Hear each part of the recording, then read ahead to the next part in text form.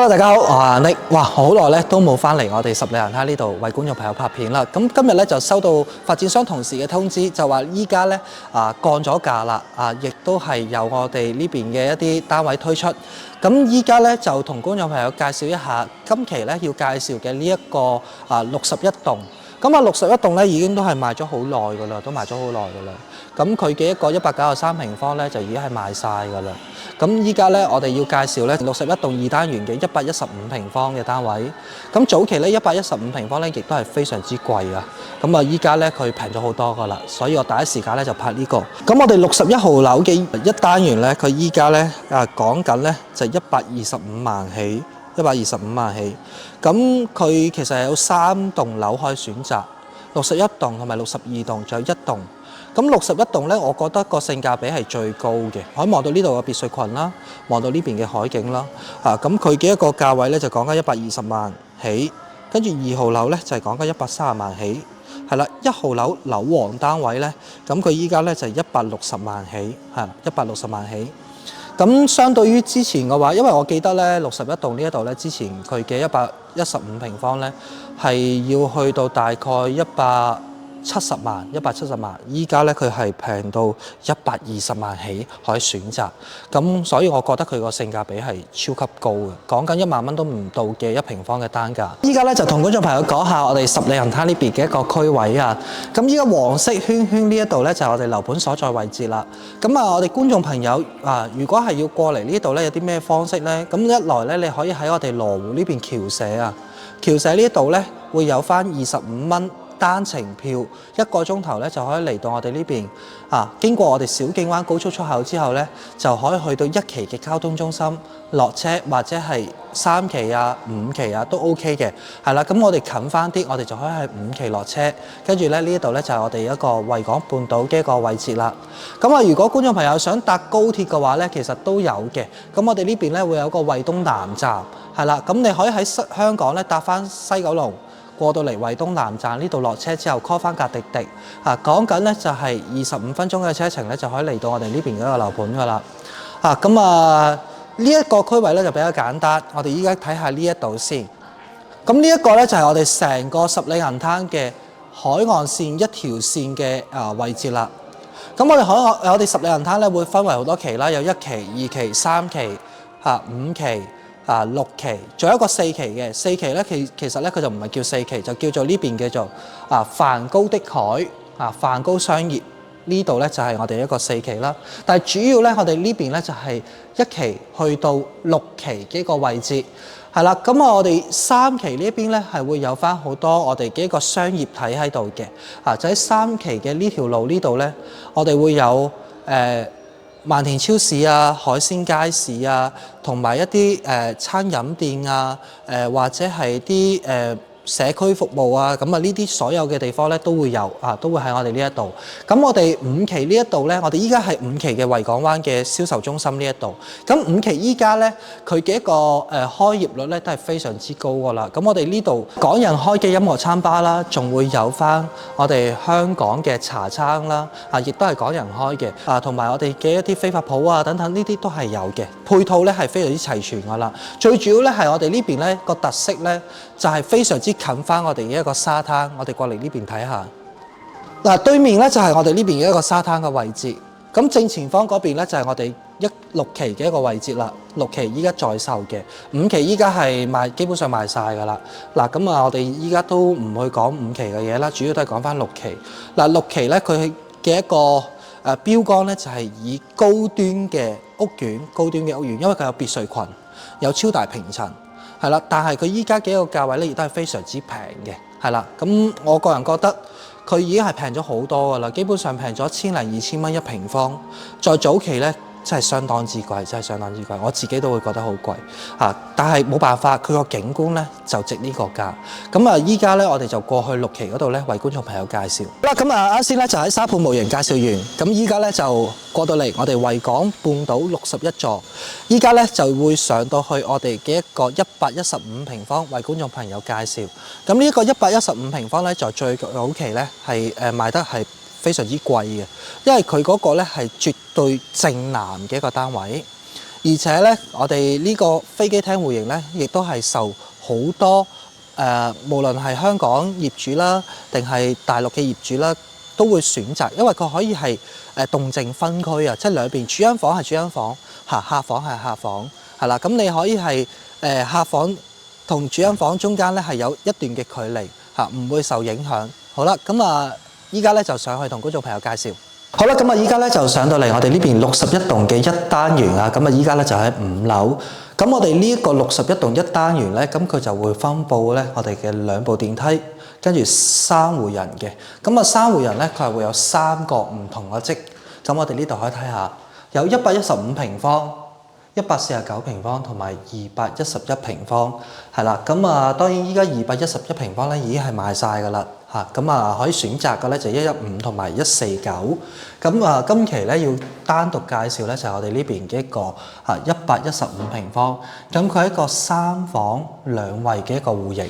咁呢個戶型咧佢好在邊度咧？嗱，咁佢係會分為兩邊分房，門口入到嚟咧，我哋冇玄關位，冇玄關位嘅情況下咧，佢就會將我哋成個客廳會拉長同埋拉闊，係啦。咁我哋可以入嚟睇下，跟住右手邊呢邊咧就會有一個鞋櫃嘅預留空間，係啦。呢度咧可以做鞋櫃嘅，因為我哋呢度咧都係精裝交付，係啦，精裝交付嘅，咁所以觀眾朋友可以係參照一下，係啦。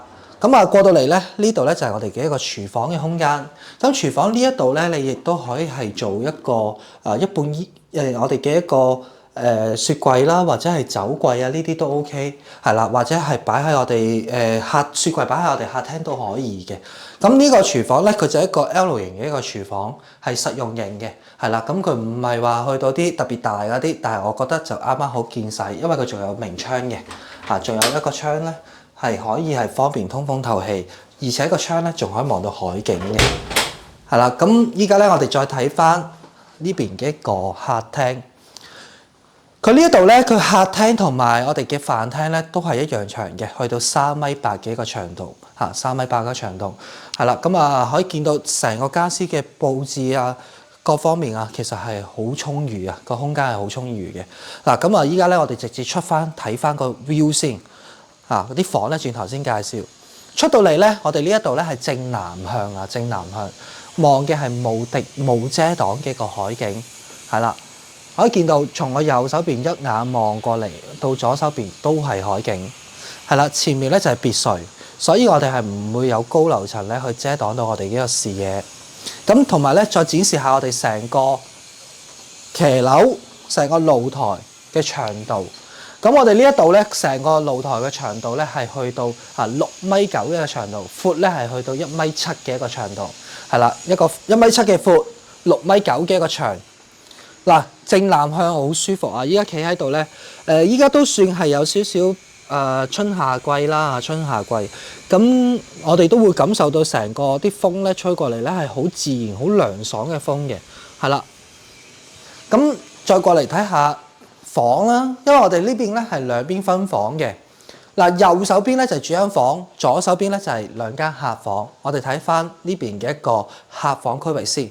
咁呢個咧就第一間，係啦。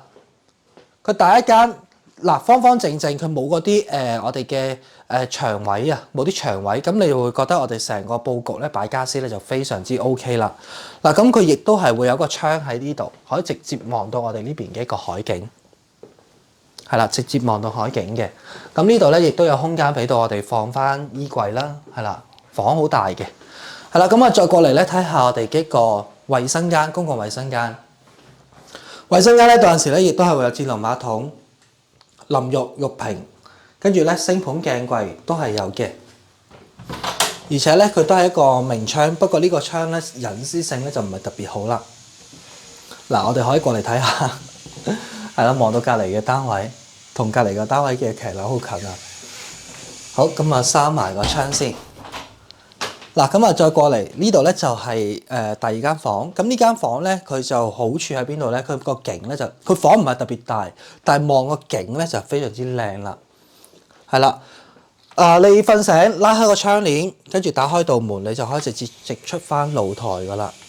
嗱，咁呢度咧你發展商咧就做咗一個一體式嘅床櫃喺度啦，係啦，會有翻收納空間，跟住休息區域。咁呢度咧仲騰出少少空間咧，可以擺到我哋一啲書台啊，或者係你想擺啲其他嘢都 OK 嘅。咁再過嚟咧，呢邊咧就係主人房啦。主人房咧係嗱，呢度咧已經係預留咗位置俾你做翻衣櫃噶啦，即係門打開之後咧，後面咧就係衣櫃啦。咁呢個咧就係主位啦。嗱，主位佢係一個扇形嘅玉屏，扇形嘅玉屏，亦都係會有明窗，係啦，亦都係會有明窗。咁呢個明窗咧，佢就隱私性咧就會高咗好多噶啦。嗱，咁可以見到，景就冇得望，但係佢隱私性咧就高咗好多。同樣都係啲咩玉屏啊，我哋星盤鏡櫃啊、馬桶啊呢啲都係有齊嘅。咁過到嚟咧，呢度就主人房啦。主人房擺到1.8米嘅，呢個係2米床嚟嘅，2米床，跟住兩邊嘅床頭櫃，係啦，跟住咧瞓住喺度就可以望到咁靚嘅一個海景啦。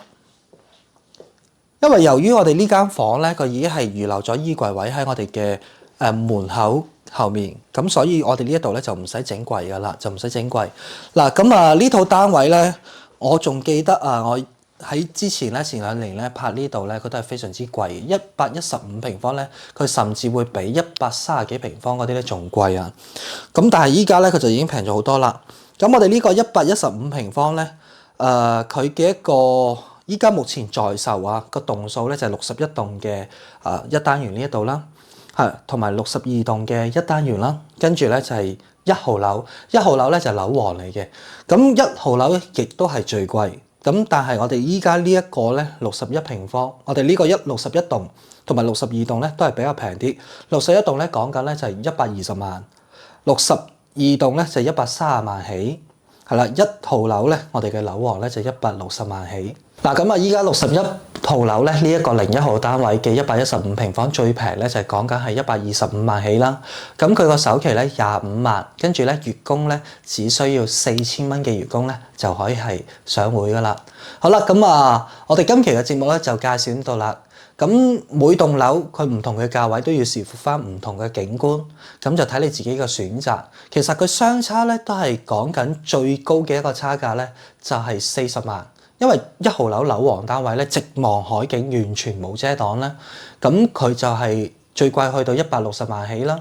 咁我個人覺得，如果就單憑我哋依家所望出嚟個景觀嚟講嘅話咧，我覺得呢個61號樓咧，我就已經係好中意噶啦。因為前面咧就別墅群啊嘛，咁佢亦都唔會特別高嘅高樓，咁佢望出嚟個 view 咧，我已經係覺得好滿足噶啦。係啦，咁我哋今期節目咧就介紹到啦。咁觀眾朋友咧想要了解多啲資料，可以上到我哋香港展廳，或者撥打我哋屏幕下方嘅電話聯絡我哋。我哋依家咧同我哋成交嘅業主朋友，咁可以享受到我哋公司贈送嘅3年物業管理費。